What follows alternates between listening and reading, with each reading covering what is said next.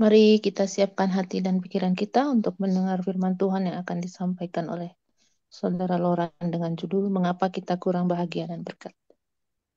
Silakan, Pak. Baik, terima kasih. Bagaimana suara saya jelas ya, Bapak Ibu sekalian? Jelas, Pak. Shalom untuk kita semua. Selamat malam untuk Bapak Ibu yang tergabung di pendoa Eropa, yang ada di zona Eropa. Selamat pagi juga kepada saudara-saudara kami yang ada di wilayah Indonesia dan sekitarnya. Dan selamat siang untuk Bapak Ibu saudara yang mengikuti kegiatan ini, acara ini di benua Amerika. Ya, kita sangat senang, saya sangat senang bersyukur dan berterima kasih kepada Tuhan untuk kesempatan yang diberikan kembali untuk boleh melayani di kesempatan yang baik ini di ibadah malam permintaan doa kita ini. Saya sangat bersuka cita karena kurang lebih 6 jam yang lalu juga rumah kami baru dilaksanakan ibadah malam permintaan doa. Ya, jadi sepanjang malam permintaan doa ini kami boleh melayani itu sangat senang, walaupun memang dijadwalkan sebenarnya di malam pembukaan Sabat ya. Tapi ketika Ibu Kori kemarin sampaikan bolehkah dimajukan menjadi Rabu, saya saya seperti yang pernah saya sampaikan, apabila itu untuk pekerjaan Tuhan, saya selalu berpikir itu tidak kebetulan. Pasti Tuhan yang perintahkan, yang suruh, yang atur. Sehingga saya mengiyakan.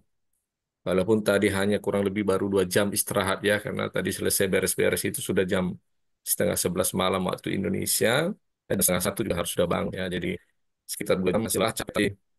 Ada rasa bahagia karena masih bisa boleh bertemu kembali walaupun melalui Zoom ini, melihat saudara-saudara kami, saudara-saudara saya yang terkasih, di mana kita sering berinteraksi di WA, dan sekarang kita boleh berinteraksi langsung walaupun melalui media ya.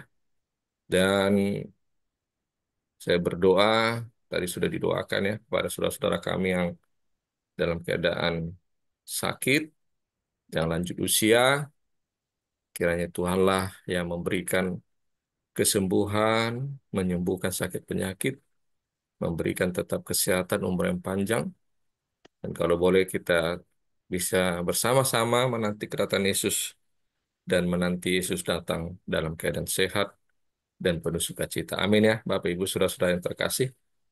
Amin. Bapak Ibu, ketika kembali saya dijadwalkan, saya berpikir apalah ya firman Tuhan yang mau saya sampaikan kepada umat-umat Tuhan. Dan biasanya saya selalu minta petunjuk dari Tuhan. Ya, saya selalu katakan Tuhan apa yang saya mau sampaikan lagi supaya eh, ada penekanan-penekanan khusus. Karena saya pikir ya kita semua sudah biasa mendengar firman Tuhan, sudah tahu tentang firman Tuhan, kisah-kisah apapun sudah kita tahu. Selalu kita membaca firman Tuhan secara pribadi juga, dalam ibadah-ibadah juga selalu kita mendengar firman Tuhan. Ya, kira-kira firman Tuhan itu dari itu ke situ saja ya. Tetapi bedanya adalah ya sentuhan Roh Kudus ya. Kalau firman Tuhan itu ada sentuhan Roh Kudus, biasanya itu akan menguatkan kita. Dan biasanya itu akan memberikan gambaran yang lebih luas lagi tentang mungkin satu ayat, tentang sebuah kalimat di dalam Alkitab. Nah, itulah yang saya minta sama Tuhan. Ya, supaya Tuhan bantu saya sudah diunjuk lagi untuk melayani umat-umat Tuhan, supaya saya bisa menyampaikan firman Tuhan berdasarkan petunjuk dari Tuhan dan berdasarkan pengalaman. Sehingga ketika saat saya lagi membersihkan kamar mandi lah, datang sebuah ilham, ya pemikiran untuk menyampaikan firman ini kepada saya, kepada keluarga saya, dan kepada umat-umat Tuhan. Ya, seperti datang sebuah kalimat yang berkata, kenapa dirimu, katanya termasuk saya, ya, dan manusia saat ini kurang bahagia dan kurang berkat. Ini kan pertanyaan yang luar biasa datang kepada saya pribadi. Kenapa Loran katanya? Apa yang salah? Padahal kamu ya rajin ibadah, rajin begini, begitu. Apakah kau sudah bahagia? Apakah kau sudah merasa berkat Tuhan banyak? Apakah kau merasakan sukacita? Nah, bagaimana manusia-manusia yang lain, umat-umatku yang lain, kata Tuhan. Ya, itu makanya saya mencoba mendengar Tuhan sendiri yang berbicara di hati saya ya untuk menyimak apa sih sebenarnya yang mau Tuhan sampaikan. Dan puji Tuhan, saya segera ambil HP saya, tulis apa saja yang masuk dalam pikiran saya yang berasal dari Tuhan. Itulah kenapa firman Tuhan ini saya sampaikan. Ini fresh from oven ya. Jadi berbahagia Bapak Ibu bahwa ini slide yang saya siapkan setelah saya mendapatkan petunjuk dari Tuhan ya, yang original yang datang dari pemikiran saya sendiri, dari Tuhan kepada pikiran saya sendiri. Izinkan saya untuk slide show ya, share slide.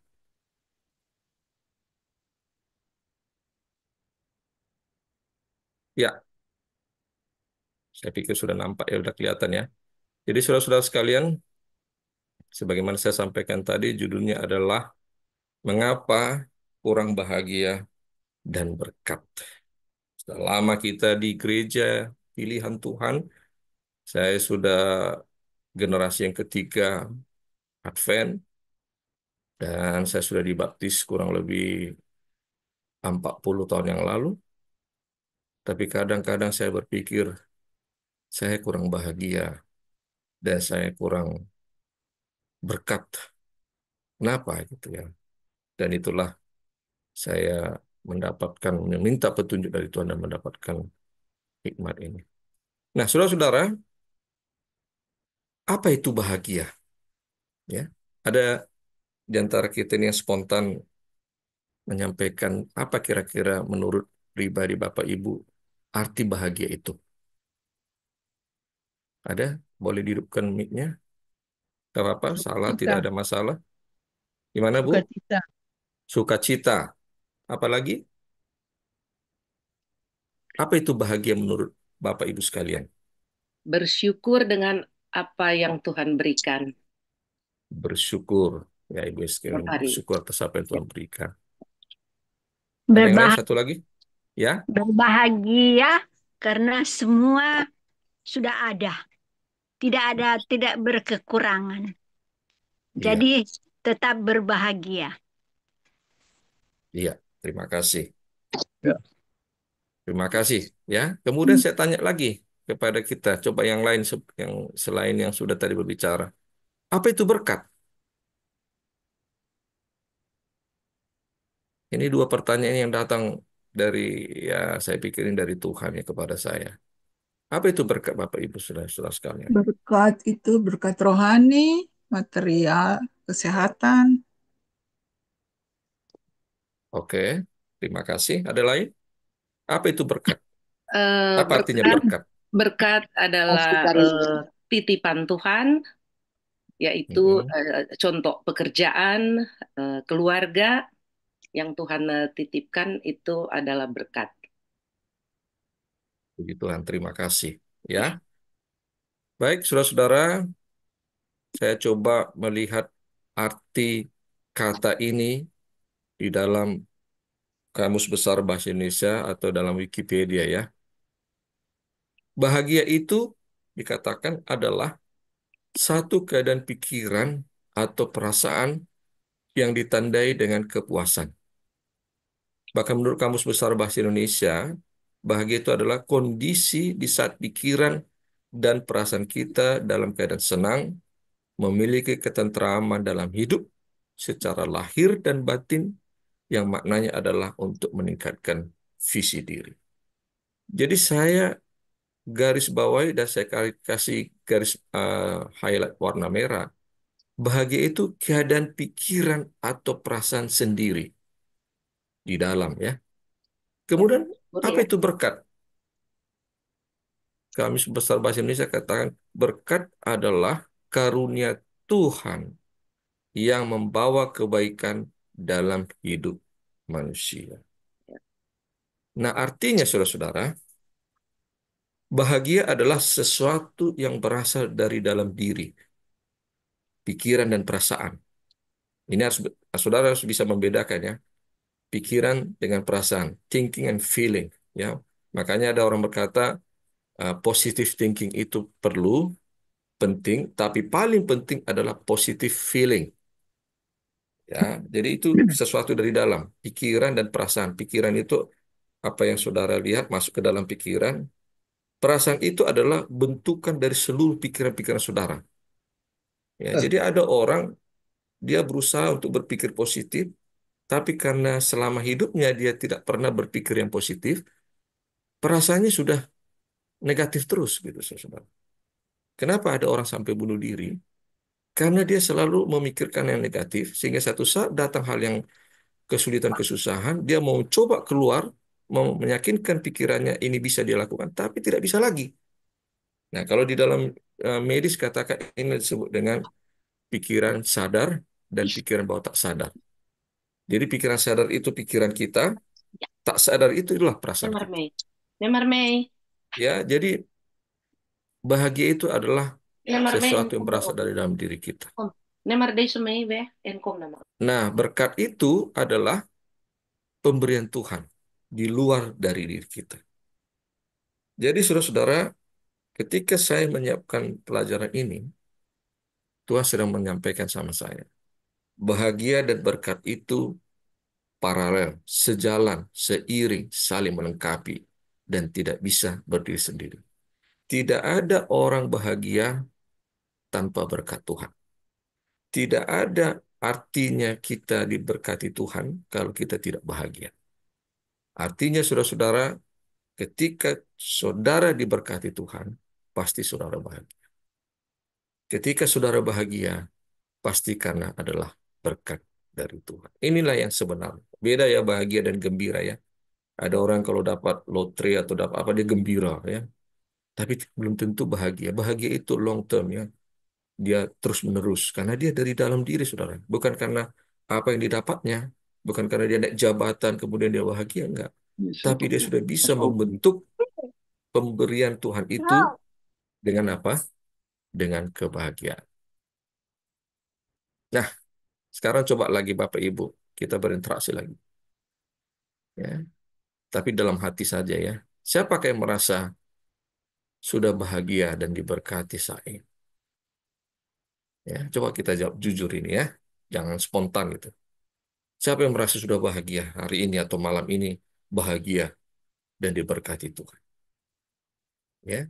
Saya yakin seyakin-yakinnya akan lebih sedikit kita yakin bahwa kita bahagia dan diberkati Tuhan. Kebanyakan kita akan mengatakan saya kurang bahagia. Saya kurang diberkati. Itu pasti saudara, termasuk saya saudara. Nah, oleh karena itulah Tuhan sedang berbicara kepada saya pada saat itu. Mengapa kita kurang bahagia dan diberkati Tuhan? Dari berbagai teori yang saudara mungkin baca, tapi inilah yang Tuhan sedang sampaikan kepada saya dan kepada kita semua pada kesempatan ini. Saudara-saudara, salah satu tanda kurang bahagia dan diberkati adalah kata sering merasa kecewa dalam hidup. Ya, kecewa apa? Kadang-kadang kita kecewa dengan keluarga kita, kecewa dengan pekerjaan kita saat ini, kecewa dengan kesehatan tubuh kita ini, kecewa dengan orang tua kita. Saya masih ingat waktu saya masih muda, ada abang saya, abang artinya dalam satu gereja itu umurnya 5 tahun di atas saya. Asal bicara dengan dia selalu bilang, kamu beruntunglah. Saya punya orang tua nggak benar, suka hanya melahirkan banyak anak saja kan kebetulan mereka ini banyak anak. Tapi nggak pandai mengurus katanya. Ya. Kecewa dengan orang tua, kecewa dengan sahabat. Ya, mungkin kita sudah cerita, sudah bantu dia, tapi pada saat kita pengen dibantu, nggak bersedia, ya dan sebagainya. Kecewa dengan tetangga, kecewa dengan gereja, ya. Mungkin kita asik pindah-pindah gereja, cari gereja yang membahagiakan kita. Kecewa dengan pendetanya, kecewa dengan ketua-ketua gerejanya, nggak memperhatikan kita. Dan paling parah dalam hidup ini adalah kita sering kecewa dengan Tuhan, marah kepada Tuhan, merasa Tuhan tidak peduli kepada kita. Nah, hal-hal yang membuat kita sering kecewa, semakin kita sering kecewa, saudara, maka itu adalah tanda kita kurang baik. Inilah yang dikasih Tuhan sama saya, saudara. Ini bukan saya ambil dari mana-mana ya. Tapi Tuhan sudah bicara sama saya. Kau kurang bahagia dan diberkati. Karena kau sering kecewa. Benar, saudara. Saya dalam pekerjaan kadang-kadang masuk pekerjaan waktu saya muda ya. Masuk pekerjaan A. Aduh, kok kayak gini ya. Bosnya kok kejam kali ya. Pindah lagi. Masuk pekerjaan B. Loh, kayak gini ya. Gajinya kecil ya. Masuk pekerjaan C. Aduh, banyak kali tanggung jawabnya ya. Aduh, gimana ya? Sering kecewa, saudara. Nah, apa yang salah dengan ini, saudara ya? Nah, pertanyaan datang sama saya. Mengapa kita sering kecewa? Nah, jawabannya dikasih Tuhan Yesus. Karena kita sering melihat manusia, mempercayainya, mengandalkannya, menghormatinya, mengasihinya, berharap banyak padanya. Loh, gimana nih Pak Loren? Apa yang ada yang salah dengan menghormati sesama manusia, mengasihi? Apa yang salah rupanya? Mempercayai pasangan, mempercayai pimpinan. Saudara, kalau sampai di sini tentu ada yang salah.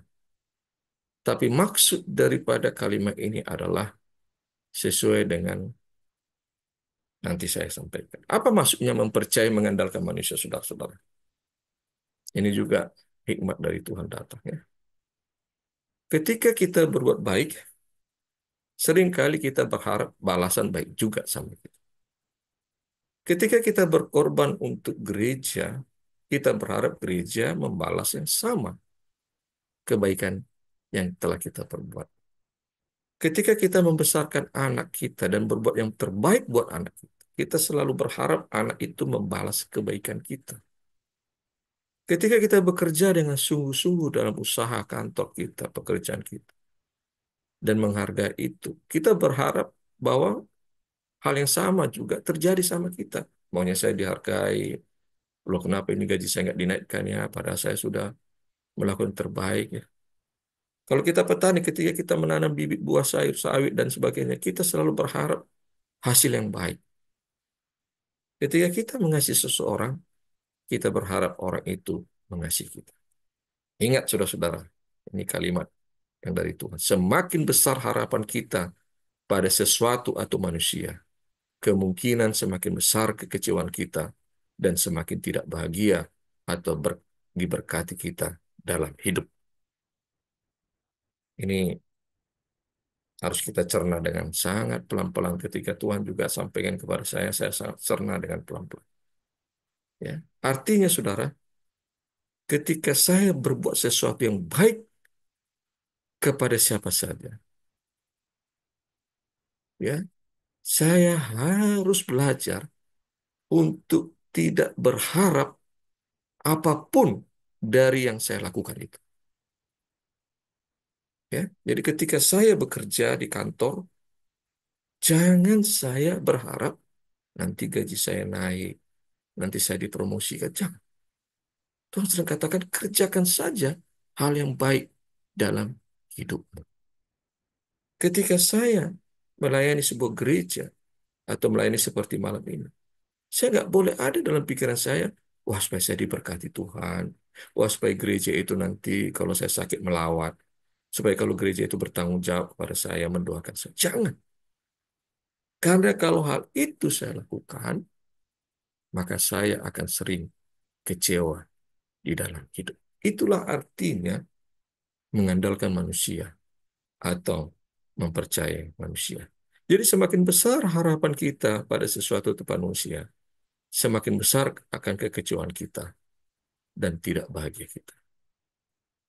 Itulah mengapa Tuhan menarik saya kepada firman Tuhan dalam Yeremia 17 ayat 5 sampai 6 berkata, dulu saya nggak mengerti ayat ini, saudara. Bayangkan kerasnya Tuhan berkata, terkutuklah orang yang mengandalkan manusia, yang mengandalkan kekuatan sendiri, dan yang hatinya menjauh dari Tuhan. Ia akan seperti semak bulus di padang belantara, tidak akan mengalami datangnya keadaan baik. Artinya apa? Sering kecewa. Ia akan tinggal di tanah angus di padang gurun, di negeri padang asin yang tidak berpenduduk. Jadi saudara-saudara, kata-kata kutukan juga bukan hanya kepada hal-hal yang bersifat dosa, tapi ketika saya dan saudara mengandalkan manusia, apa tadi mengandalkan manusia tadi itu? Mempercayai manusia, mengasihi berlebihan, ya, kemudian berharap banyak. Saya akan terkutuk. Bukan dari Tuhan terkutuk ini, tapi saya akan sering kecewa. Ini sedang ayat ini katakan. Seolah-olah sederhananya Tuhan berkata, ketika kau mengandalkan manusia, kau akan sering dikecewakan. Ketika kau mengandalkan kekayaanmu, powermu, jabatanmu, melebihi aku, kata Tuhan, kau akan sering dikecewakan. Makanya ayat ini kan berlanjut, saudara. Ayat 7 dan 8. Diberkatilah orang yang mengandalkan Tuhan, yang menaruh harapannya pada Tuhan, ia akan seperti pohon yang ditanam di tepi air, yang merambat akar-akarnya ke tepi batang air, dan yang tidak mengalami datangnya penis terik, yang daunnya tetap hijau, yang tidak khawatir dalam tahun kering, dan tidak berhenti menghasilkan. Saudara, siapa yang nggak mau seperti pohon yang ditanam tepi air? Siapa yang nggak mau? Datang pun panas terik, tidak dia alami itu. Tetap daunnya hijau, tidak akan kering. Dia tidak akan pernah khawatir, walaupun itu adalah tahun-tahun kekeringan. Inilah, saudara, sebenarnya maksud Tuhan kepada umat-umat manusia. Tapi masalahnya adalah kenapa kita selalu kecewa, kenapa kita mengalami panas terik, kenapa daun kita tetap kering, kenapa kita selalu tidak menghasilkan buah. Kenapa tadi, saudara? Karena kita mengandalkan manusia, mengandalkan uang kita, mengandalkan pekerjaan kita, mengandalkan teman kita, mengandalkan gereja kita, alias kita sudah nyaman tanpa Tuhan. Nah, lebih ekstrim lagi, saudara, ayat ini. Mari kita baca, saudara, supaya lebih kita pahami arti kata-kata Tuhan ini. Kalau saudara baca di dalam Matius 22 ayat 37 ayat 39, ada perintah Tuhan Yesus. Coba perhatikan, saudara, ya. Jawab Yesus kepadanya, kasihilah Tuhan Allahmu dengan segenap hatimu dan dengan segenap jiwamu dan dengan segenap akal budimu. Itulah hukum yang terutama dan yang pertama. Ingat ya, Tuhan katakan terutama, hukum yang terutama. Dan hukum yang kedua yang sama dengan itu ialah kasihilah sesama manusia seperti diri sendiri. Perhatikan, saudara, ayat ini. Kata-kata mengasihi dengan segenap hati, jiwa, dan akal budi ditujukan kepada siapa, saudara? Kepada Tuhan. Artinya, saudara, jangan lebih kita kasihi pasangan kita, pekerjaan kita, uang kita, lebih dari Tuhan. Itulah arti mengandalkan manusia. Bahkan lebih kejam lagi, lebih keras lagi Tuhan berkata dalam Matius 10 ayat 37. Barang siapa mengasihi bapa atau ibunya lebih daripada dia tidak layak bagiku. Bagi kita orang tua, dan barang siapa mengasihi anaknya laki-laki atau perempuan lebih daripada ia tidak layak bagiku. Dulu saya kurang mengerti ayat ini. Saya rasa kejam Tuhan itu dengan kata-kata. Bagaimana mungkin saya sebagai anak tidak mengasihi bapak dan ibu saya? Bagaimana mungkin saya sebagai orang tua saat ini tidak mengasihi anak-anak saya? Ya, dua hal inilah orang yang terdekat dengan kita, kan, orang tua dan anak. Dan dua hal ini kita berani mati, berani berkorban apapun untuk orang tua kita dan untuk anak kita, bukan? Tapi Tuhan sedang katakan, kalau kita lebih mengasihi mereka daripada Tuhan. Apa katanya saudara? Terkutuk, nomor satu tadi, tidak layak bagi. Bagaimana mungkin saya memohon berkat dari Tuhan kalau saya sudah kena kutuk oleh Tuhan? Bagaimana mungkin saya memohon penyembuhan dari Tuhan kalau saya sudah dianggap Tuhan tidak layak bagi? Ini ini sebuah teguran keras kepada saya ketika saya sedang mempersiapkan firman. Kenapa kau tidak bahagia, Loran? Kenapa kau tidak diberkati seperti hamba-hamba Tuhan pada zaman dulu? Karena hidupmu masih lebih kau kasih istrimu, anak-anakmu, pekerjaanmu daripada. Itu kata Tuhan. Apa buktinya? Kau tidak gunakan waktumu untuk berdoa dengan sepenuh hati kepada. Kau tidak gunakan waktumu untuk baca Alkitab, firman.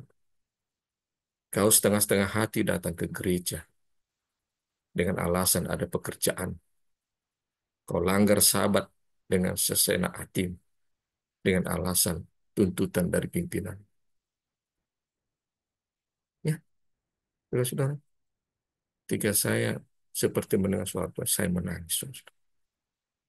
Padahal kata Tuhan, aku mengasihimu dengan sepenuh hatiku. Bahkan nyawaku pun kuberikan untukmu. Saudara-saudara, saya merinding ketika saya mendengar Tuhan berbicara itu kepada saya. Bahkan saya hari ini juga sedang terharu menyampaikan firman Tuhan. Masalah terbesar kita adalah,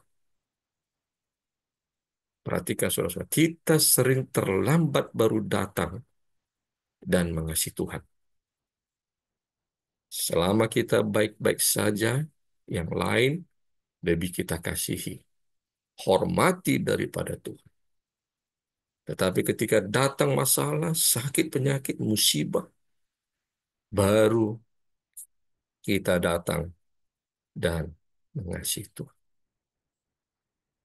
Oleh karena itu, saudara-saudara yang terkasih, mulai saat ini kita harus belajar untuk mengasihi Tuhan, mengandalkan Tuhan, mempercayai Tuhan, berharap pada Tuhan, dekat dengan Tuhan, melebihi apapun di atas dunia.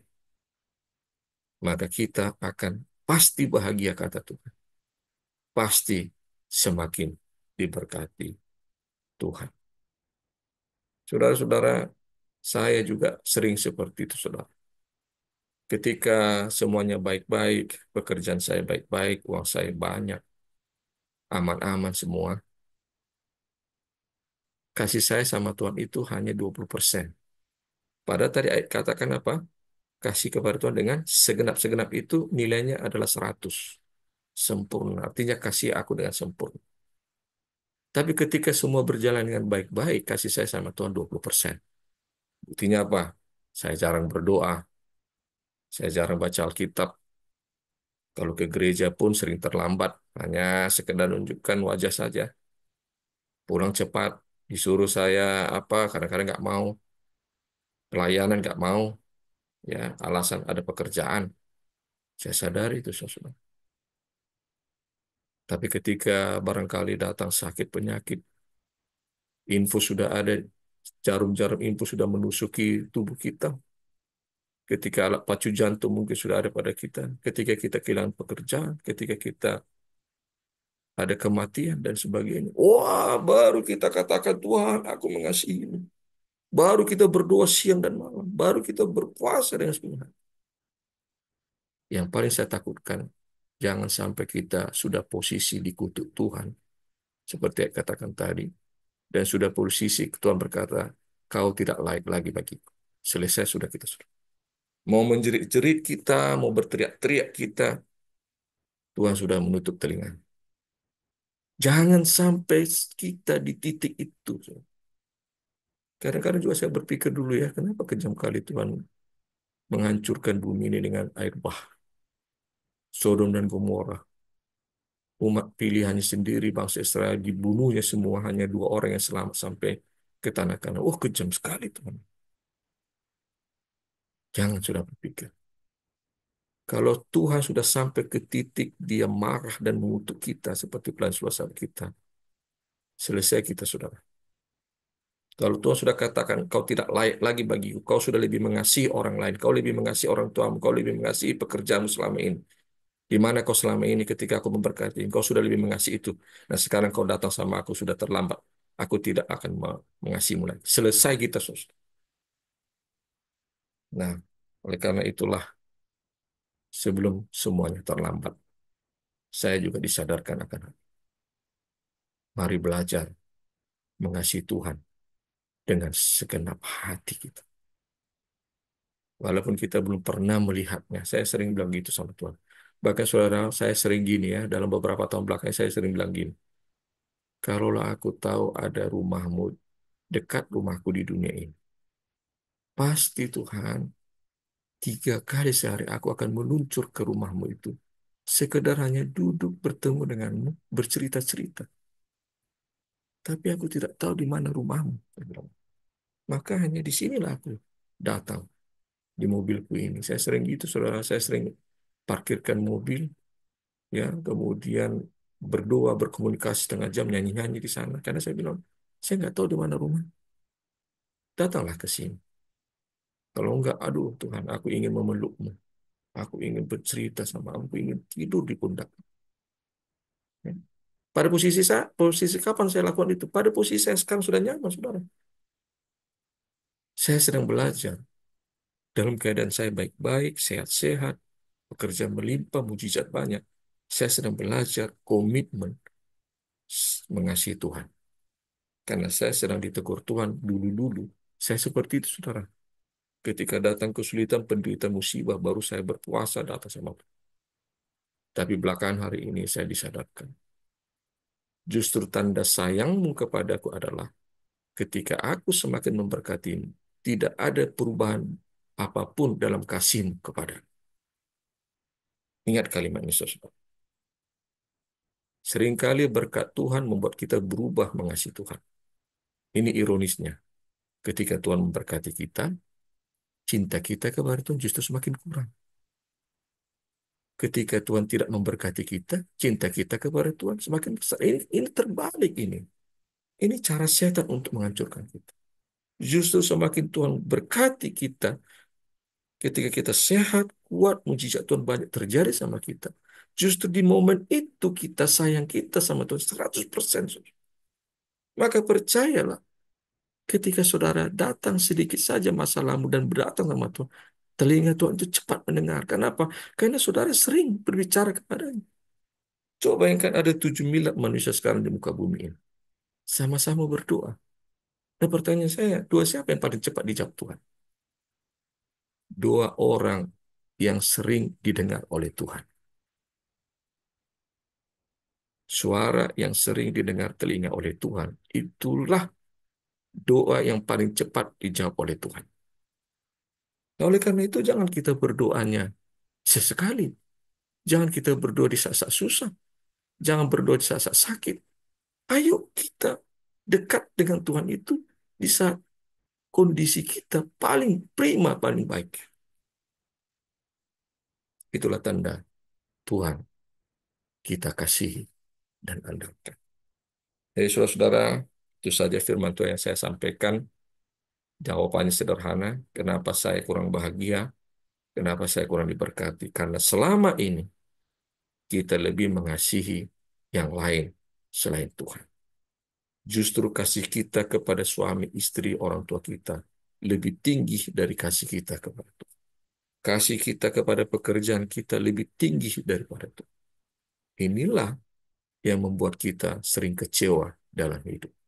Tapi ketika kita mengasihi Tuhan lebih daripada orang tua kita, mengasihi Tuhan lebih daripada pasangan kita, mengasihi Tuhan lebih daripada pekerjaan kita, kita tidak akan pernah dikecewakan oleh itu. Ya, ingat saudara, kita tidak. Jadi perbandingannya adalah kasih Amin. pasangan 70%, kasih Tuhan 100%. Kasih pekerjaanmu 80%, kasih Tuhan 100%. Jangan sama, saudara. Nggak boleh sama-sama, saudara, mengasihi pekerjaan 100%, mengasihi Tuhan 100%. Salah. Tidak boleh sama, saya mengasihi orang tua saya 100%, saya mengasihi Tuhan 100%. Salah.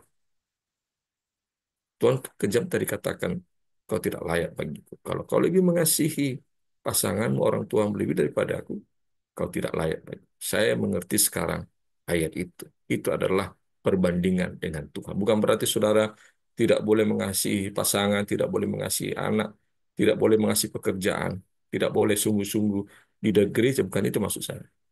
Tapi jangan itu demi saudara. Buktinya apa yang di gereja?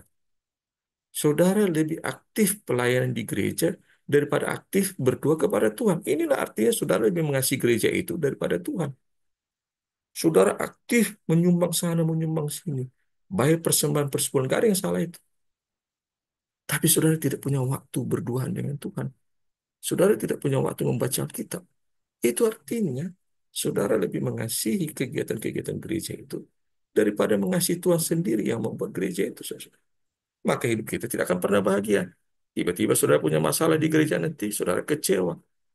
Akhirnya saudara mungkin bisa murtad, saudara. Tapi ketika saudara mengasihi Tuhan, maka apapun yang dilakukan manusia tidak akan membuatmu kecewa.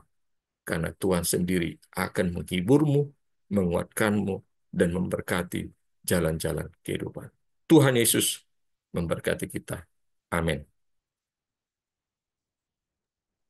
Terima kasih atas firman yang disampaikan oleh Bapak Loran. Kiranya kita diingatkan dan belajar untuk mengutamakan Yesus, mengutamakan Tuhan dalam kehidupan kita sehari-hari.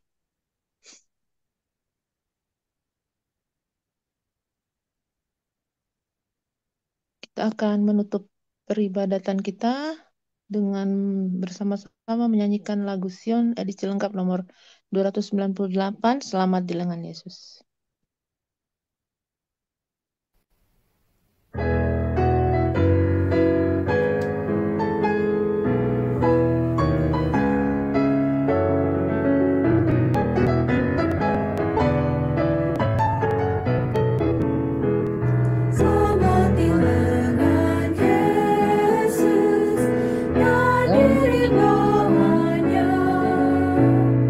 Sana ku sentuh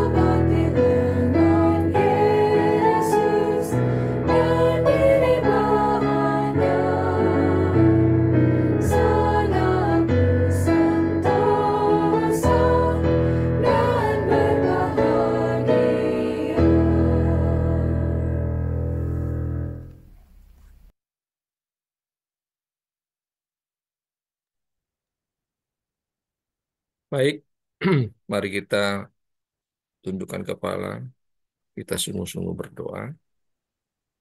Bapa kami yang kami kasihi di sorga, Bapa kami Abraham, Ishak, dan Yakub, Bapa yang kami kenal dalam nama Yesus Kristus, Tuhan dan Juru Selamat kami.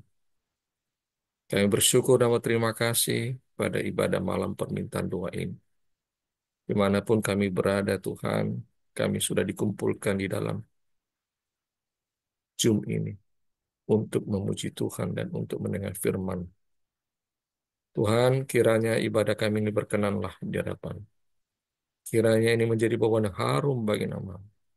Senang dan bersukacitalah hatimu, sebab kami manusia ciptaanmu tebusan ini, manusia debu tanah ini sadar betul. Hidup kami tidak ada artinya apa-apa tanpa kasih dan kemurahan Tuhan. Tuhan, terima kasih Engkau sudah ingatkan hamba-Mu beberapa saat yang lalu ketika hamba mempersiapkan firman. Dan hamba-Mu sudah sampaikan juga firman-Mu ini kepada saudara-saudaraku yang menyaksikan acara ini. Tuhan, kami jujur seringkali menyakiti hati Tuhan, mengecewakan Engkau ketika kami lebih mengasihi sesuatu atau seseorang lebih dari Tuhan. Ampuni kami Tuhan manusia yang berdosa ini. Ingatlah kami ini debu tanah Tuhan. Panjangkanlah sabar-Mu. Sadarkanlah kami bahwa mulai hari ini, mulai malam ini, kami akan belajar mengasihi, mengandalkan Engkau lebih dari apapun di muka bumi ini. Agar jangan kami sering kecewa dalam hidup kami. Karena kami sering kali mengandalkan manusia, mengandalkan pekerjaan, mengandalkan uang kami. Tetapi semuanya itu akhirnya mengecewakan kami. Hanya Engkaulah satu-satunya yang tidak akan pernah mengecewakan kami. Karena Engkau Allah yang telah memberikan nyawa-Mu untuk kami. Kami bisa mengandalkan. Biarlah Tuhan, kami akan senantiasa setia, menyediakan waktu yang terbaik untuk Tuhan. Sungguh-sungguh kami dekat di hati-Mu, supaya hidup kami akan senantiasa lebih berbahagia dan diberkati Tuhan. Terima kasih Tuhan, berkatilah pendoa Eropa ini, seluruh pengurus dan anggota. Kau melihat semangat mereka, kesungguhan mereka untuk beribadah, taat kepada hamba-Mu berdoa secara khusus, berikan berkat-berkat yang terbaik kepada saudara-saudaraku ini. Apabila ada yang sakit, Tuhan, jamah tubuhnya. Berikanlah kesembuhan kepada yang sakit yang sudah tadi dibacakan. Secara khusus hamba-Mu berdoa buat Ibu Lea yang sangat memohonkan mujizat keajaiban-Mu untuk kesembuhannya dan yang lainnya. Tuhan, Kau lihat sayangnya kepada Tuhan. Kau lihat umat-umat Tuhan ini merindukan kesembuhan. Bahkan mungkin ada yang bertekad kalau sembuh akan mengabdikan lebih mengasihi Tuhan. Berilah kesempatan Tuhan. Berikanlah kesempatan yang kedua. Jamahlah tubuhnya, berikanlah kesembuhan. Supaya itu menjadi kabar baik bagi mereka. Dan mereka akan ceritakan kepada semua orang. Akan mujizat Tuhan terjadi dalam kehidupan. Bagi Bapak Ibu yang sudah lanjut, yang mungkin sudah rentah, Tuhan temani mereka, jagai mereka dengan baik. Berikan kepada mereka kesehatan umur yang panjang, kebahagiaan di hati. Supaya di masa tuanya mereka lebih merasakan, seperti firman-Mu katakan, sampai putih rambutmu, akulah Allah yang akan menggendong. Biar itu terjadi kepada saudara-saudara kami yang sudah lanjut Tuhan, sehingga mereka tetap boleh merasakan sukacita. Tuhan, hamba-Mu juga berdoa, telah disampaikan tadi oleh saudara kami Evangeline, bahwa bapudanya meninggal di Kendari, Sulawesi, dan sore tadi waktu Indonesia dibawa ke Medan. Kuatkan keluarga ini Tuhan, atas duka cita yang terjadi. Hiburkan mereka, sehingga mereka boleh tetap merasakan. Di tengah-tengah duka cita ada penghiburan dari Tuhan. Dan Tuhan akan pertemukan keluarga ini dengan yang meninggal ketika Engkau datang kali yang kedua. Inilah doa dan permohonan kami Tuhan. Sekali lagi, ampunilah dosa kami. Ampunilah kelemahan kami selama ini. Ajarilah kami untuk mengasihi-Mu dengan segenap hati, jiwa, dan segenap akal budi kami. Terpujilah nama-Mu. Terima kasih Tuhan. Dengarkanlah doa kami ini. Karena kami persembahkan doa ini melalui satu nama Tuhan Yesus yang sudah mengajarkan kami berdoa. Bapa kami yang di sorga, dikuduskanlah nama-Mu, datanglah kerajaan-Mu. Jadilah kehendak-Mu di bumi sama seperti di sorga. Berikanlah kami pada hari ini makanan kami yang secukupnya, dan ampunilah kami akan kesalahan kami, seperti kami juga mengampuni orang bersalah kepada kami. Dan janganlah membawa kami ke dalam pencobaan, tapi lepaskanlah kami daripada yang jahat. Karena Engkaulah yang punya kerajaan, dan kuasa, dan kemuliaan sampai selama-lamanya. Kiranya kasih daripada-Mu ya Allah Bapa, damai sejahtera dari Engkau Tuhan Yesus Kristus, dan penghiburan daripada-Mu ya Roh Kudus akan mengurapi, memberkati kami sekalian, memberikan kesembuhan, memberkati yang lanjut usia, memberkati pekerjaan, suami, istri, anak-anak kami, mulai hari ini sampai selama-lamanya. Dalam nama Tuhan Yesus, kami berdoa. Amin. Amin. Amin. Terima kasih doanya, Pak. Amin. Terima kasih Pendeta. Terima kasih sudah didoakan. Ada pengumuman, Kak Bernike? Terima kasih renungannya. Tuhan memberkati selalu. Amin. Amin. Amin. Thank you, El. Untuk pimpinan, terima kasih pertama untuk firman-Nya dan mohon maaf tadi telat karena